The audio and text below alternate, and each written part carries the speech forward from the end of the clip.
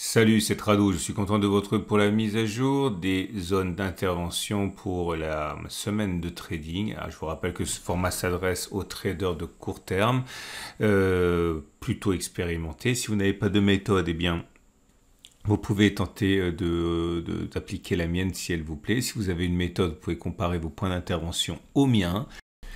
Et on va commencer par le CAC 40. Alors comme vous pouvez le voir, nous sommes tout en haut d'une zone de latéralisation. Alors on ne sait pas ce qui va se passer, mais préalablement cette zone a été assez fatale haussier en provoquant des baisses. Donc si on imagine que cela se produira encore, eh bien nous sommes vraiment sur un point d'entrée intéressant pour les vendeurs. À noter que le prochain support important me semble cette grande zone ici, hein, des 72,37, 72,08 ou 71,67, 72,06. La zone orange correspond au support tracé sur une unité de temps journalière, comme vous pouvez le voir ici. C'est l'ancienne résistance qui a été cassé, qui a donc changé de polarité, qui est devenu support, et on voit qu'on a clairement rebondi dessus lors des précédentes attaques, hein, ça se voit aux mèches. Alors maintenant, quand on vient sur les données 4 heures, on a l'impression que cette zone a été cassée, mais en fait, vous voyez bien qu'il n'en a rien été, hein, ce sont simplement des mèches, encore une fois. En tout cas, en termes de support, on l'aura compris, hein, selon qu'on prenne le support journalier ou le support hebdomadaire, on est globalement dans cette zone.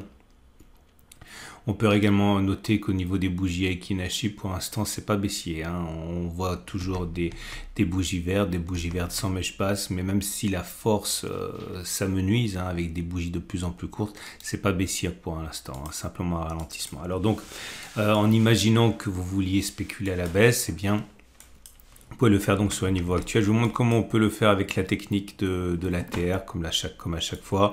C'est pas la seule façon de faire, hein, mais on va dire que c'est une des plus connues. Donc imaginons que vous décidiez de rentrer sur un niveau actuel. On est à 73,75. Donc vous prenez votre calculatrice, vous faites 73,75 et vous allez mettre votre stop de protection au-dessus de la zone d'entrée, hein, puisque c'est un stop de protection. Donc là, imaginons que vous entriez maintenant, votre stop de protection, il serait, puisqu'on a un ATR à 33, on ajoute 33, et vous avez donc un stop de protection à 74,08, 74,08, ça vous met un stop de protection à peu près ici, 74,08. Bien sûr, vous pouvez prendre deux ATR, auquel cas, au lieu d'ajouter 33, vous ajoutez encore 33, donc deux ATR, ça donne un stop de protection à 74,41, donc à peu près ici. D'accord. Si vous voulez acheter, par contre, c'est l'inverse, hein. Vous attendez que l'on revienne sur une zone qui vous intéresse, mettons 71,92. Et 71,92, cette fois-ci, vous regarderez la terre au moment où on sera à 71,92, en imaginant que ce soit encore 33. Donc, vous enlevez 33 cette fois, puisque vous voulez que le stop de protection soit en dessous de votre position d'entrée, puisque vous spéculez à la hausse. Donc, ça vous donne un stop de protection à 71,59. 71,59, ça veut dire que votre stop de protection, il serait à peu près 71,59, ça fait ici. Ok, voilà. Bon, c'est un peu court. Certains voudront prendre 2 ATR ou 1,5 ATR, auquel cas vous enlevez encore 33 et vous arrivez donc à un stop de protection à 71,26. 71,26, voilà, ça vous met un stop de protection à peu près ici. Alors là, c'est un compte de démonstration, hein, mais on peut utiliser les Turbo 24 pour prendre position. Alors, je vous montre comment on peut utiliser les Turbo 24. Turbo 24, c'est quand même pas mal parce que ce sont des produits qui sont listés, hein, ce ne sont pas des produits entre guillemets maison. Autrement dit, il y a une cotation officielle et ça peut parfois rassurer par rapport à ce qu'on peut appeler être des manipulations de marché. Là, c'est coté, donc vous êtes tranquille, vous n'avez aucun souci à vous faire par rapport à la manipulation. Donc si imaginons que vous utilisiez des Turbo 24, donc là je vais les faire apparaître. Donc il faut faire attention, hein, au niveau de knockout. Lorsque votre knockout il est touché, votre Turbo 24 il vaut 0, hein, donc ne prenez pas quelque chose de trop serré à moins de surveiller de très très près. Imaginons que on a vu que vous pouviez mettre votre stop de protection à 71,25. Donc si vous prenez le Turbo 24 long à 70,16, je vais donc prendre, j'ai dit, hein, celui-là. Donc je clique et je mets ici alors si c'est au marché, c'est au niveau actuel, ça m'intéresse pas évidemment. Je vais le mettre dans cette zone-là, mettons à 72,16. Et bien je rentre ici, limite. À 72,16. Alors, il faut utiliser un pricer, hein, puisque vous mettez 72,16, mais c'est pas la valeur du turbo 24. Hein, et donc, lorsque vous faites ça, vous avez la valeur du turbo qui apparaît ici. Et donc, vous n'avez plus qu'à cliquer sur le ticket d'ordre pour que ça passe l'ordre. Surveillez bien votre stop de protection, puisque vous voulez absolument pas que le cours descende jusqu'à votre knockout à 70,16. Vous voulez sortir sur stop de protection et surtout pas sur désactivation du stop de protection. Voilà, simplement pour vous montrer comment ça fonctionne avec les turbo 24. Sinon, avec les CFD, c'est comme vous le savez, bon, il y a une opération en moins puisque vous n'avez pas à trouver le produit désiré. On passe maintenant au DAX 40. Et pour le DAX 40, c'est très similaire. On est sur une zone de résistance, ici la zone des 15 647, 15 490, et puis en zone de support les 15 270, 1580. Regardez cette zone orange, il faut se mettre en données journalières pour comprendre pourquoi elle existe. Hein. Donc c'est cette zone ici hein, qui a été testée, ancienne zone de résistance, qui a été cassée, qui a changé de polarité, qui est devenue support, on le voit, c'est très clair ici. Donc là on est sur une zone de résistance et à 15 270 on sera sur une zone de support. Là aussi, ceux qui veulent entrer à la baisse peuvent le faire sur le niveau actuel.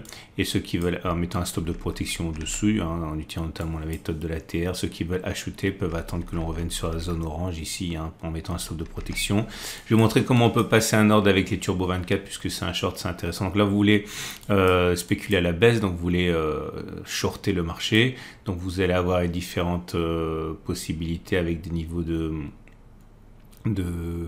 knockout différents. Je vais les faire tous apparaître ici. Donc je mets les niveaux de knockout. Pareil, hein. Surtout ne pas attendre qu'on aille le chercher et désactiver votre produit. Donc imaginons que vous vouliez un knockout sur cette zone là.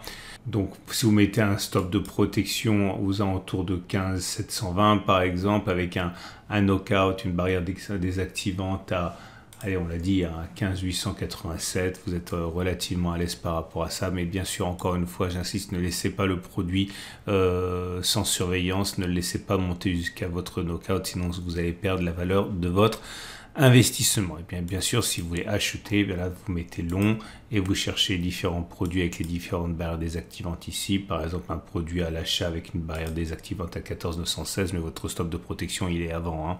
Ne laissez pas là non plus les cours baisser jusqu'au knockout, sinon vous allez perdre la valeur de votre investissement. Un petit détour du côté des bougies Akinashi montre que pour l'instant ça reste haussier de moins en moins puisque les bougies sont de plus en plus courtes et puis même une bougie avec mèche haute, mèche basse là sur la dernière, mais c'est pas encore baissier pour l'instant. Si vous souhaitez investir ou trader plutôt sur le Dow Jones, là aussi la situation est équivalente. On est dans un grand canal de latéralisation, si ce n'est que pour le Dow Jones, on vient de rebondir sur le bas de ce canal. C'est important parce que si la hausse devait se perpétuer, eh bien, cela permettrait peut-être aux indices que sont le CAC et le DAX de casser la résistance dans laquelle ils sont, puisque eux sont plutôt en haut de la zone. Hein, donc, à surveiller ça de près. En tout cas, dans l'immédiat, ceux qui veulent acheter peuvent éventuellement être intéressés par un achat dans la zone des 32 750, 32 480. Stop de protection en dessous de la zone bleue ou orange. Ceux qui veulent spéculer à la baisse peuvent le faire dans la zone orange si on y va, hein, comprise globalement entre 34 940 et 34 240. Hein, c'est cette zone qui nous a permis finalement de contenir la hausse depuis maintenant des semaines. Là aussi, hein, ceux qui veulent utiliser les Turbo 24 peuvent être intéressés par un long dans cette zone-là. Choisissez bien votre zone de knockout. Par exemple, un knockout assez éloigné à 31 308 ici. Ok, bon c'est un compte de démonstration, je le répète encore une fois, mais ça fonctionne exactement pareil pour les comptes réels et avec un stop de protection en dessous de la zone orange, notamment en utilisant la méthode des ATR, et ceux qui veulent spéculer à la baisse peuvent le faire donc à partir d'un short ici. Choisissez bien également votre zone de knockout, par exemple, voilà 36 980, tout en sachant que votre stop de protection sera davantage par là. Ne laissez pas les cours monter jusqu'à la zone de knockout, sinon vous allez perdre la valeur de votre investissement. Et stop de protection, on l'a dit, au-dessus de la zone orange. Les bougies Akinashi montrent que pour l'instant, la pression, elle est toujours haussière. Hein. Vous le voyez au fait que ce sont des bougies vertes sans mèche basse. Ok, donc c'est sûr que c'est plus favorable pour l'instant aux acheteurs qu'aux vendeurs, mais regardez hein, l'amplitude qui se réduit pour les bougies, donc la pression haussière s'amenuise également. Et pour le Nasdaq 100, le rebond est bien matérialisé, hein. Depuis les plus bas qui ont été atteints jeudi, on a progressé de 4%, hein. Donc il est légitime de penser que les haussiers ont la main. Ceux qui veulent acheter peuvent tendre un retour sur le support H4 des 12-230-1250, stop de protection en dessous de la zone bleue. Les plus patients attendront un retour plutôt sur le support H4 des 12-070-12 000, ici stop de protection en dessous de la zone bleue. Ceux qui veulent spéculer à la baisse, par contre, à mon avis, pourraient être tentés par la zone des 12 905, 12 680 si on y va, stop de protection au-dessus. Les bougies Aiki-Nashi, comme on peut s'y attendre, sont haussières. Mais attention, là aussi, hein, le ralentissement est visible au fait que les bougies sont de plus en plus courtes, mais pour l'instant, c'est définitivement pas des bougies baissières. Là aussi, les haussiers sont éventuellement tentés par un retour sur le support, mais je ne sais pas si on va y aller, mais le support des 11 880, 11 815 correspondant à un support journalier et un support H4 pourrait être intéressant. Stop de protection en dessous de la zone. Les zones qui nous intéressent pour l'euro-dollar sont sans doute la résistance journalière ici des 1,0804, 1,0734 et le support journalier des 1,0551, 1,0483. Étant donné que ces zones sont assez larges, hein, les acheteurs attendront que l'on s'enfonce significativement dans la zone orange avant de mettre le stop de protection en dessous. Pareil pour la zone de résistance qui pourrait intéresser les acheteurs. Certains attendront que l'on s'enfonce bien dans la zone orange avant de mettre un stop de protection dessus pour qu'il ne soit pas trop éloigné. Les plus pressés peuvent agir sur le support H4 des 1,0589, 1,0565, stop de protection en dessous de la zone bleue, ou dans la zone H4 des 1,0706, 1,0669, stop de protection au-dessus de la zone bleue. Les bougies Aiki-Nashi sont neutres à légèrement haussière avec une première bougie verte qui apparaît, mais attention, la mèche est longue par rapport au corps, donc c'est plutôt haussier, mais timidement, on va dire. Et on termine avec Bitcoin qui est sur une zone de support H4 ici, hein, 22 330, 22 000. Cette zone de congestion ici qui a finalement été cassée, qui a donc changé de polarité. On le voit, elle tient bon depuis maintenant près d'une semaine, hein. En tout cas, dans les médias, ceux qui veulent acheter peuvent le faire sur cette zone stop de protection en dessous de la zone bleue.